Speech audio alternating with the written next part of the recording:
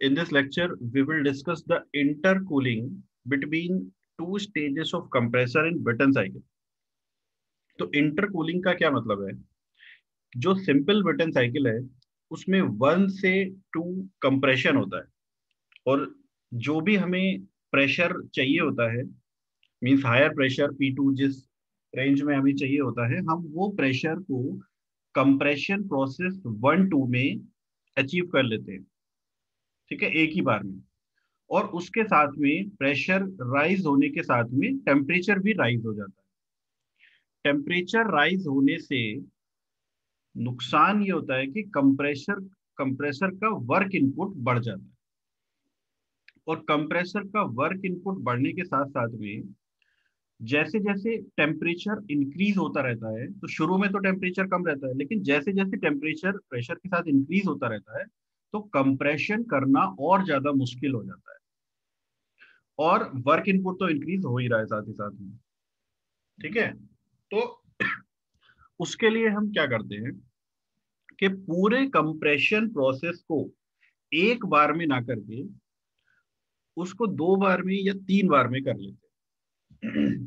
ठीक है, इनको बोलते हैं स्टेजेस। जैसे अगर 2 बार में कर रहे हैं तो 2 स्टेज में कर रहे हैं। मीन्स जैसे अगर आपको प्रेशर चाहिए 8 बार, 1 बार से 8 बार, तो 8 बार को आपने डायरेक्टली 1 से लेके 8 तक नहीं पहुंचाया, पहले 4 तक किया और फिर 4 से 8 तक किया।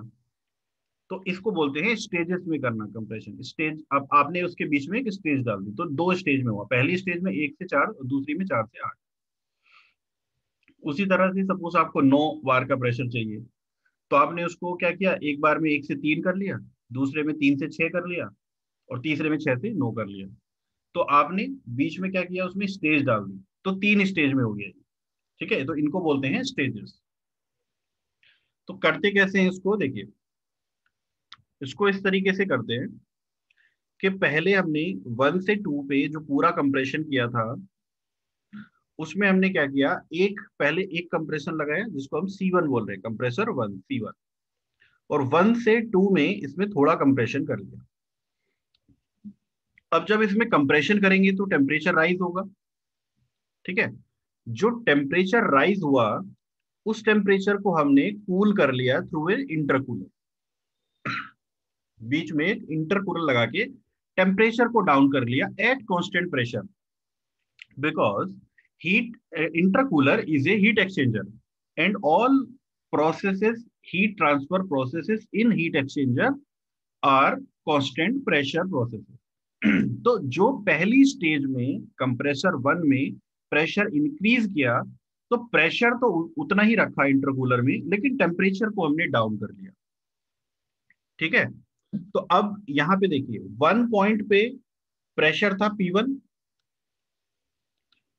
टेम्परेचर था T1। उसके बाद हमने इसको कंप्रेस किया 2 पॉइंट तक। तो 2 पॉइंट पे जो प्रेशर मिलेगा दैट विल बी P2, और टेम्परेचर मिलेगा यहाँ पे T2। And obviously P2 and T2 both are greater than P1 and T1। उसके बाद में हमने क्या किया, 2 से लेकर 3 प्रोसेस, 2-3 प्रोसेस में कांस्टेंट प्रेशर पे इसको इंटरकूल कर लिया, मींस कूल कर लिया। तो 3 पॉइंट पे जो प्रेशर मिलेगा हमें P3, that pressure P3 will be equal to P2, क्योंकि प्रेशर तो चेंज हुआ ही नहीं यहाँ पे, तो P3 तो P2 ही रहेगा। बट जो टेम्परेचर मिलेगा T3, that temperature T3 will be less than temperature T2, T2 से कम होगा। अब ये टेम्परेचर T3 जो है वो T2 से तो कम होगा। अब T2 से कम होगा तो कितना कम होगा, T1 से कम हो नहीं सकता, क्योंकि T1 तो एटमॉस्फेरिक टेम्परेचर है।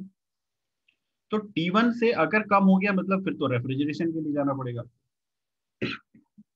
इसका मतलब ये जो T3 है, this T3 will be less than T2, या फिर इसको इस तरीके से लिख सकते हैं, this T3 will be less than T2 and less than equal to T1। Means T3 जो हमें मिला इंटरमीडिएट टेम्परेचर उसको बोलते हैं, और जो प्रेशर मिला उसको इंटरमीडिएट प्रेशर बोलेंगे। तो ये जो इंटरमीडिएट टेम्परेचर T3 हमें मिल रहा है बीच में, ये जो है वो T2 और T1 के बीच में हो, क्योंकि T2 से कम होगा, इंटरकूलिंग करी है तो T2 से तो कम होगा। अब कम करते करते हो सकता है कि वो T1 के बराबर पहुंच गया हो सकता है कि वो T1 से थोड़ा ज्यादा रह गया हो, T1 से कम नहीं हो सकता। ठीक है, तो हो कुछ कंडीशन में ये T1 के बराबर हो सकता है और कुछ कंडीशन में ये T1 से थोड़ा ज्यादा भी हो सकता है। बट T3 को हम इस तरह से लिख सकते हैं, T3 is less than T2 and greater than equal to T1। उसके बाद क्या हुआ, देखो टेम्परेचर अब कम हो गया, तो टेम्परेचर कम होने से अब हमने इसको क्या किया, इस इंटरमीडिएट प्रेशर के साथ में इसको एंटर कराया दूसरे कंप्रेसर, और दूसरे कंप्रेसर में इसको फाइनली जो था वो जितना प्रेशर आपको चाहिए था 8 बार 10 बार, वो आपने अचीव कर लिया दूसरे कंप्रेसर में। और उसके बाद आगे की जो साइकिल है वो सेम है। उसके बाद कंबस्शन चैम्बर, ओपन साइकिल है तो कंबस्शन चैम्बर, क्लोज साइकिल है तो अगेन हीट एडिशन, एंड उसके बाद में टरबाइन, और टरबाइन के बाद अगर ओपन साइकिल है तो गोस टू एटमॉस्फेयर, और रीजनरेशन है तो वापस जा सकता है उधर। ठीक है, और अगर क्लोज साइकिल है तो इंटरकूलर। तो this is the cycle of intercooling in Brayton cycle. तो इंटरकूलिंग में बेसिकली यहाँ पे हमने क्या किया, ध्यान देने वाली बात यह है कि दो स्टेजेस में हमने कंप्रेशन किया फॉर दिस साइकिल। ठीक है, 3 भी हो सकती है, 4 भी हो सकती है, लेकिन ये जो साइकिल हम अभी यहाँ पे डिस्कस कर रहे हैं इसमें हमने 2 स्टेजेस में कंप्रेशन किया। पहली स्टेज में हमें इंटरमीडिएट प्रेशर मिला P2, और दूसरे कंप्रेशन के बाद आपको फाइनल प्रेशर मिल गया P4। यानी कि P2 जो है वो P1 से बड़ा है और P4 से कम है। उसके बाद पहली स्टेज के बाद जो टेम्परेचर मिला आपको T2, उसको आपने टेम्परेचर को डाउन कर लिया, जो वर्किंग फ्लूइड है उसको इंटरकूलिंग कर दी। उसके बाद जो टेम्परेचर आपको मिला T3, that temperature is between T2 and T1, T1 के बराबर भी हो सकता है और T1 से ज्यादा भी हो सकता है, और T2 से लेकिन कम होगा। फिर कंप्रेशन करेंगे तो फिर से टेम्परेचर इंक्रीज होगा, तो T4 जो टेम्परेचर आपको मिलेगा, that temperature T4 will be greater than T3, that temperature T4 will be greater than T3, क्योंकि कंप्रेशन में टेम्परेचर इंक्रीज होगा, ये स्वाभाविक है। तो T4 जो है वो T3 से फिर ज्यादा होगा। ठीक है, तो अब हमें कंप्रेशन के बाद जो फाइनल प्रेशर और टेम्परेचर मिले, that is T4 and P4। अब इस प्रेशर पे आपका हीट एडिशन हो जाएगा, हीट एडिशन प्रोसेस में 4 to 5, उसके बाद expansion in turbine 5 to 6, and 6 to 1 जो है वो इसका जो है वो कूलिंग हो जाएगी हीट रिजेक्शन में। ठीक, तो ये तो हो गया इसका फिजिकल प्रोसेस। अब इससे क्या फायदा हुआ, इसको समझने के लिए हम देखते हैं इसका पीवी और टीएस डायग्राम, इंटरकूलिंग का पीवी एंड टीएस डायग्राम। तो पहले देखते हैं टीएस डायग्राम। देखिए टीएस डायग्राम में जो कंप्रेशन प्रोसेस हमने सिंपल ब्रेटन साइकिल में किया था 1 से लेके 2 तक, वो ये था कुछ इस तरीके का। पूरा एक ही बार में हमने इसको कंप्रेस कर लिया था, यहां से 1 से लेके 2 तक isentropic compression, then 2-3 heat addition and 3-4 expansion process. अभी हमने इसको क्या किया, 2 स्टेज में किया। पहली स्टेज में हमने इसको 1 से लेके 2 तक कंप्रेशन किया, बीच में एक प्रेशर मिला जिसको बोलते हैं इंटरमीडिएट प्रेशर, Pi से डिनोट कर रहे हैं intermediate pressure, which is equal to P2 and P3, P2 and P3 बराबर है इंटरमीडिएट प्रेशर। उसके बाद 2 पॉइंट पे कांस्टेंट प्रेशर, टीएस डायग्राम पे कांस्टेंट प्रेशर लाइन कर्व होती है, तो ये जो कर्व बना यहाँ पे, ये जो कांस्टेंट प्रेशर लाइन का एक कर्व है, इसी कर्व को हम पीछे की तरफ ले आए। पीछे की तरफ क्यों लेके आए, क्योंकि इंटरकूलिंग कर रहे हैं, टेम्परेचर डाउन हो रहा है, नीचे की तरफ जाएगा। तो नीचे की तरफ, तो अगर हम इस पूरे कर्व को देखें तो अगर हम इसके राइट साइड में चले गए तो राइट साइड में तो ये ऊपर की तरफ जा रहा है, constant pressure line right side में ऊपर की तरफ जा रही है। ऊपर की तरफ जाने का मतलब टेम्परेचर बढ़ रहा है, इसलिए पीछे आना पड़ेगा।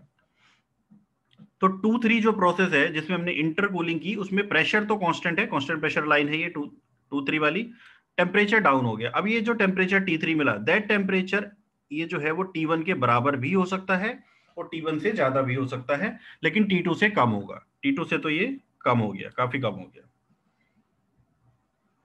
ठीक है, उसके बाद दूसरी स्टेज में 3 से 4, दूसरी स्टेज में इसमें हमने फिर से कंप्रेशन कर लिया 3-4, आइसेंट्रोपिक कंप्रेशन हो जाएगा फिर से 3-4, और जो फाइनल प्रेशर, जो साइकिल का प्रेशर था, मैक्सिमम प्रेशर, वो जो था वो हमें मिल गया 4 पॉइंट पे, जिसको हम P2 से डिनोट कर रहे हैं और इसको P1 से डिनोट कर रहे हैं। इंटरमीडिएट प्रेशर को Pi से डिनोट कर रहे हैं, विच इज, अगर इस साइकिल के हिसाब से देखें तो ये P2 P3 होगा और ये जो है P4 होगा।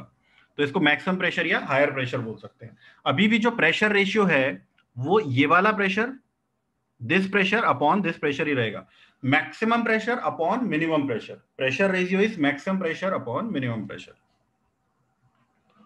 ठीक है, तो यहां पे हमने इंटरकूलिंग करके इसको टेम्परेचर डाउन करके फिर से सेकेंड स्टेज में इसका कंप्रेशन कर दिया। अब सेकेंड स्टेज में कंप्रेशन करने के बाद ये जो 4 पॉइंट का टेम्परेचर मिला, इस 4 पॉइंट का टेम्परेचर इसका इस 2 पॉइंट के टेम्परेचर से कोई लेना देना नहीं है। But most of the cases, 99% cases में ये जो T4 टेम्परेचर आपको मिलेगा 4 पॉइंट पे, that will be greater than T2। Most of the cases में जो T4 है that will be greater than T2, but इसका कोई रिलेशन नहीं है, इसका इससे कोई लेना देना नहीं है। ठीक है, लेकिन 3 पॉइंट का जो टेम्परेचर है वो मैंने बता दिया 2 से कम रहेगा, 1 के बराबर भी हो सकता है और उससे ज्यादा भी हो सकता है, उससे कम नहीं आएगा, नीचे नहीं आ सकता इससे। ठीक है, उसके बाद की जो आगे की साइकिल है वो पूरी सेम है। तो इस साइकिल में क्या समझ में आया? देखिए, साइकिल का क्लोज्ड एरिया, जो साइकिल का क्लोज्ड एरिया है, that gives the net work output. Cycle का closed area that gives the net work output. और अगर हम 1 से लेके 2 तक एक बार में इसको कंप्रेशन कर लेते हैं यहां पे, तो ये साइकिल का एरिया होता 1 2-5 6, this is the closed area 1 2-5 6। लेकिन हमने बीच में एक स्टेज डाल के इसमें इंटरकूलिंग कर ली और उसके बाद इसको सेकेंड स्टेज में कंप्रेशन करके फिर साइकिल में इसको ऐड कर दिया। तो आप यहाँ पे देखेंगे कि जो ये वाला एरिया है 2 3 4 2 वाला, ये वाला जो एरिया है 2 3 4 और 2 ये जो क्लोज्ड एरिया है ये इंक्रीज हो गया। एरिया इंक्रीज होने का मतलब क्या हुआ कि साइकिल का नेटवर्क इंक्रीज हो गया। साइकिल का, क्योंकि क्लोज्ड एरिया से हमें क्या मिलता है? नेटवर्क। और क्लोज्ड एरिया अगर बढ़ गया तो नेटवर्क बढ़ गया। नेटवर्क क्या होता है? WT minus WC, WT minus WC। अब देखो WT पे तो कोई इफेक्ट नहीं पड़ा, WT तो T5 माइनस T6 ही है अभी भी। WT टरबाइन वर्क पे तो कोई इफेक्ट नहीं पड़ा। अगर टरबाइन वर्क पे कोई इफेक्ट नहीं पड़ा और नेटवर्क इंक्रीज हो गया तो इसका मतलब कंप्रेशन वर्क जरूर कम हुआ होगा, तभी नेटवर्क इंक्रीज हो सकता है, क्योंकि WT टरबाइन वर्क तो कांस्टेंट था। तो अगर टरबाइन वर्क कांस्टेंट है और नेटवर्क इंक्रीज हो रहा है, इसका मतलब साफ है कि कंप्रेशन वर्क इंटरकूलिंग करने से कम हो गया। कंप्रेशन वर्क इंटरकूलिंग करने से कम हो गया। ठीक है, अब इसको पीवी डायग्राम पे भी समझ लेते हैं। देखिए, पीवी डायग्राम पे कैसा होता है? 1 से 2 isentropic compression, isentropic process in PV diagram is a curve. तो 1 से 2, पहले हमने इसको एक स्टेज में 1 से 2 कंप्रेशन किया, ये हो गया। और पूरा जो पहले करते थे सिंपल बटन साइकिल में एक ही बार में, तो ये ऊपर तक चले जाता है, यहां तक इस तरीके से ऊपर चले जाता है, ये आपकी सिंपल बटन साइकिल हो जाती है 1 2-5 6। पीवी डायग्राम पे 1 2-5 6 is the simple button cycle. लेकिन ये तो पीवी डायग्राम है, तो पीवी डायग्राम पे पहली स्टेज में 1 से 2 प्रेशर राइज किया, टेम्परेचर भी राइज होगा। उसके बाद टेम्परेचर को कम कर लिया थ्रू एन स्टेज, इंटरकूलिंग की एक स्टेज लगा के। ठीक है, तो इस स्टेज में प्रेशर तो कांस्टेंट रहेगा। पीवी डायग्राम पे constant pressure line is a horizontal line, तो एक हॉरिजॉन्टल लाइन में प्रेशर कांस्टेंट और टेम्परेचर डाउन हो गया, 3 पॉइंट पे आ गया। दैट 3 पॉइंट टेम्परेचर, मैं फिर से वही बात दोहरा रहा हूं, that temperature at point 3 can be equal to T1, इस टेम्परेचर के इक्वल भी हो सकता है और इससे ज्यादा भी हो सकता है, इससे कम नहीं होगा। ठीक है, तो T3 मिल गया। अब T3 के बाद सेकेंड स्टेज में फिर से इसका कंप्रेशन कर लिया, T3 से T4, तो फाइनल प्रेशर तो हमें वही मिल गया जो हमारा 1 से 2 में मिल रहा था सिंपल बटन साइकिल में, वही प्रेशर हमने अचीव कर लिया। लेकिन ये एरिया तो इंक्रीज हो गया साइकिल का। ये एरिया इंक्रीज होने का मतलब क्या है?